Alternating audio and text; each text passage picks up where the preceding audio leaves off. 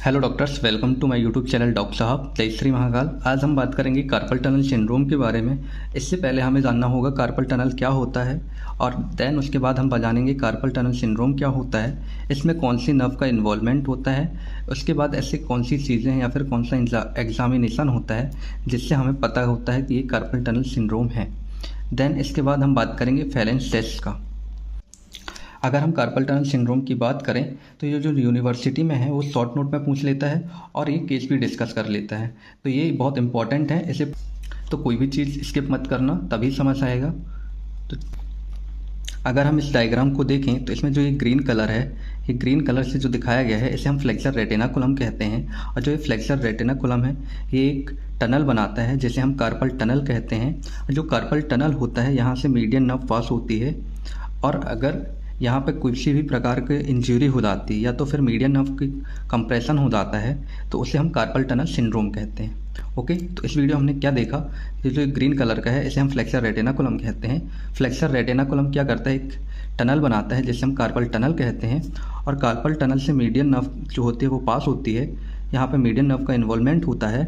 अगर median nerve का compression हो जाता है यहाँ पे या फिर किसी भी प्रकार की इंजरी होती है तो उसे हम क्या कहते हैं, carpel tunnel syndrome.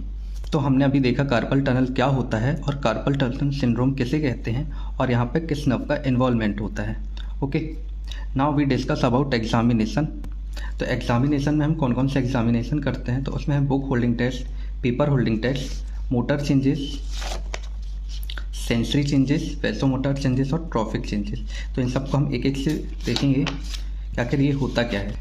Now we discuss examinations of carpal tunnel syndrome. Carpal tunnel syndrome के लिए ऐसे कौन कौन से एग्जामिनेशन हैं जिससे हम करके जान सकते हैं कि ये कार्पल टनल सिंड्रोम है। तो सबसे पहले आता है बुक होल्डिंग टेस्ट, फिर आता है पेपर होल्डिंग टेस्ट, उसके बाद है मोटर चेंजेस, देन है sensory changes, vasomotor changes and traffic changes. तो इन सब का टेस्ट करते हैं या फिर इन सब में चेंजेस आते हैं तो उससे पता चलता है कि ये कार्पल टनल सिंड्रोम है।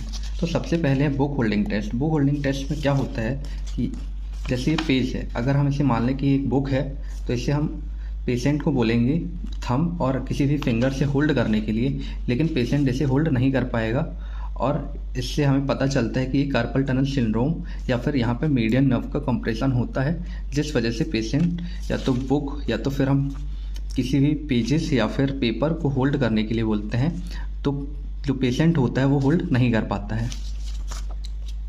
तो यही चीज़ है, patient is unable to hold book with thumb and other fingers, and paper holding test में भी यही है, patient is unable to hold paper between thumb and fingers.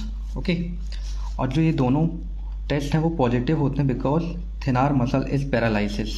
जो हमारा ये हैंड होता है, यहाँ थंब के पास थिनार मसल प्रेजेंट होती है जो ये पैरालाइज्ड हो जाती है because of compression of median nerve. यहाँ से मीडियन नर्व एंटर करती है और यहाँ पे हमारी थिनार मसल प्रेजेंट होती है। अगर मीडियन नर्व में कंप्रेशन हो जाता है तो ये जो थिनार मसल्स है यहाँ पे पैरालाइज हो जाती है, जिस वजह से हमें ये app monkey like thumb deformity देखने मिलती है।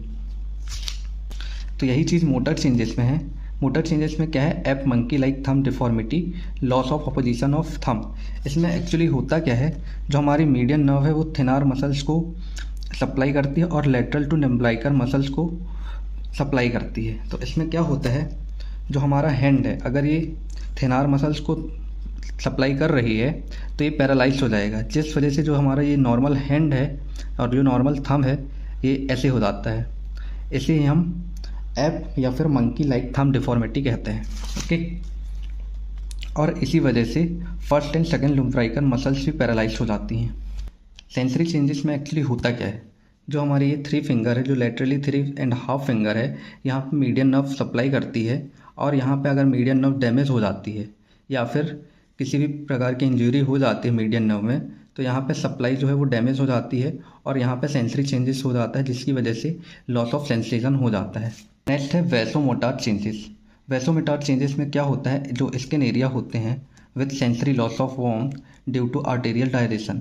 अगर यहाँ पे सेंसरी लॉस हो रहा है तो वहाँ पे आर्टेरियल जो होते हैं, जो आर्टेरियोल्स होते हैं, उनका डायलेशन हो जाता है, जिसकी वजह से जो स्किन है वो वार्म हो जाती है।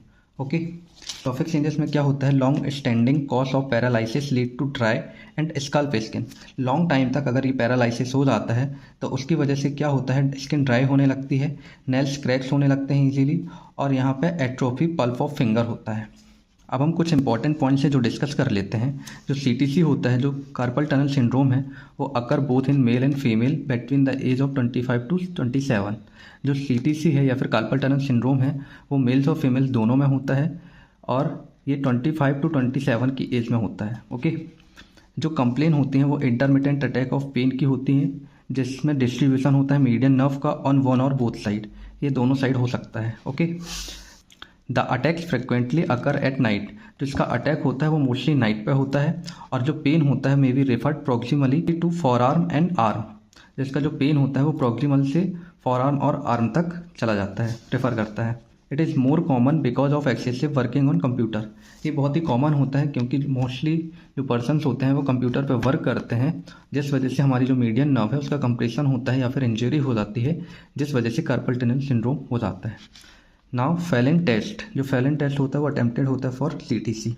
आज हमने जाना कार्पल टनल सिंड्रोम क्या होता है, कार्पल टनल क्या है। अगर आप नेक्स्ट वीडियो में फ्लेक्सर रेटिना कॉलम जानना चाहते हैं कि अगर वो होता क्या है, उसके बारे में डिटेल वीडियो, तो प्लीज़ कमेंट करके ज़रूर बताना। और आपको ये वीडियो कैसी लगी प्लीज़ कमेंट करके ज़रूर बताएं, और चैनल को सब्सक्राइब करें, लाइक करें और अपने दोस्तों के साथ शेयर करें। Thank you.